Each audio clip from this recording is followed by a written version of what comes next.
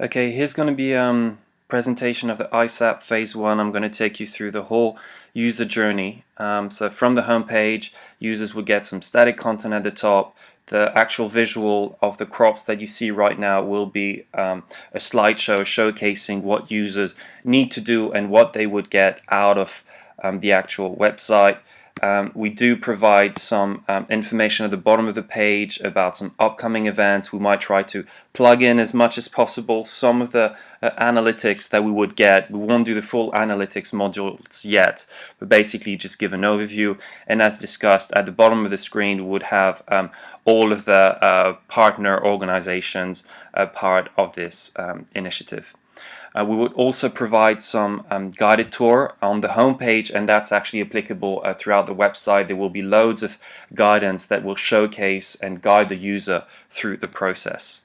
In terms of the login, well, we will accommodate, of course, existing users, and first-time users will have to register, and they will need to fill in this form, and all of the information that will be required will also be in sync with all of the GS1 data model in order to enable them to get their GLN.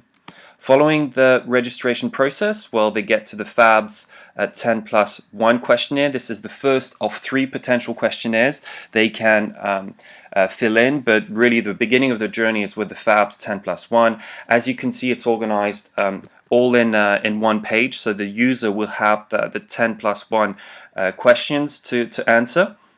And they're basically organized according to the pillars of the FABs and the +1. Following this, users will get some guidance again. As I've mentioned, they'll be guided throughout. There'll be some pop-up windows enabling them to actually decide whether to stop here, go to their account, go back, potentially change something, or to continue. And continue would basically imply that they would go to the ISAP questionnaire. If they want to go to their account directly, well, this is the central dashboard. And from the dashboard, they'll get information coming from the Farmer Solution, which is given at the bottom of the screen, how to improve your sustainability profile with 5 potential key elements: access to documents, identification of local and global contacts, information about events, information about forums where they can actually exchange information, and information about some news items which could be of interest to their profile. So everything would be centralized here. For the phase 1, we're not going to populate all of this. We might just put some very generic content, but at least we'll have the placeholders into there. Also, the user from there, having answered the FABS questionnaire, could actually move on to the ISAP questionnaire. Alternatively, the user could have gone directly right from the FABS 10+1 to the ISAP questionnaire had the user wanted to actually continue the journey. The ISAP is going to be organized per pillar because it's going to be more detailed information about given elements, and we might add some guidance notes along the way.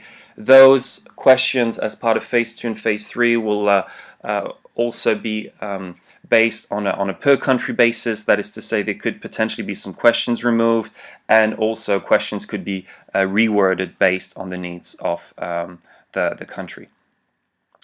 Following the completion of the ISAP, so that's the second questionnaire that was answered, they would end up with their opportunity report that could look something like this. And if the user wishes to do so, this opportunity report would be made public, right? And it's pretty much composed in 2 parts. Top part, you actually get the scorecard for the food and agricultural business principles. And beneath this, you actually get the company information. The company information is organized in 5 sections. It's to be discussed exactly what we include, but essentially, as part of the overview, we would be pulling back all of the information that was used in the authentication process, and then under the other tabs, contact, production, trade, standards, users from their My Account could actually edit their information and actually enter some additional details, right? And this could also be viewed by external users. And users could also mention if they have any existing certifications. And there again, this is part of data we collect as part of the authentication. Once the user has reviewed the report, there will once again be a pop-up telling them what comes up next. If they actually go onto their dashboard, the dashboard would be organized as such. They would once again get their score at the top, and they would get an average for the potential users who have a similar profile. So in the first phase, we'd do something very basic, right? We'd base this kind of benchmark based on the country. Who knows, maybe on the product, but we need to get a certain number of reports to do that. So we'll probably do it on a national basis, so the user could see their results against an average in let's say Vietnam, and then we would lead the actual user into the improving the profile, right? And as part of the kind of little farmer solution at the bottom of the screen, we could lead them to actually already visualize some additional sustainability standards that could apply to them. And this would basically be a seamless integration of the first phase, the kind of identify module of the standards map. And from there, users could review those standards that could improve their profile based on the information they supplied in the authentication module. And then they actually take the standards map self-assessment questionnaire. I haven't provided a visual of this, but essentially it's what we have on the standards map website. And following this, they get the diagnostic report. We'll change the terminology, it's a bit archaic, but essentially you get the opportunity report, and you also get the standards map roadmap at the bottom of the screen that actually gives the details of, you know, the kind of compliance or readiness to become certified to certain initiatives. So you kind of get the full picture.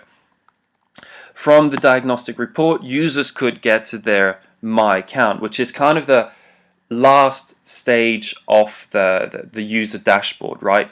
To start with, in the first instance, if they just answer the FABs, they basically don't get much other than an option to go and actually complete the ISAP questionnaire or to have access to the farmer solution module.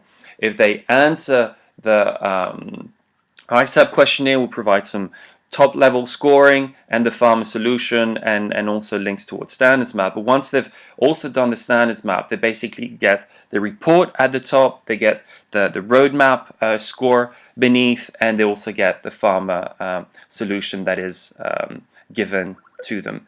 It's worth mentioning that the whole edit company profile is available from their My Account, and if they were to click on edit company profiles, they would actually get to an own dedicated page, where they can fill in all of the information.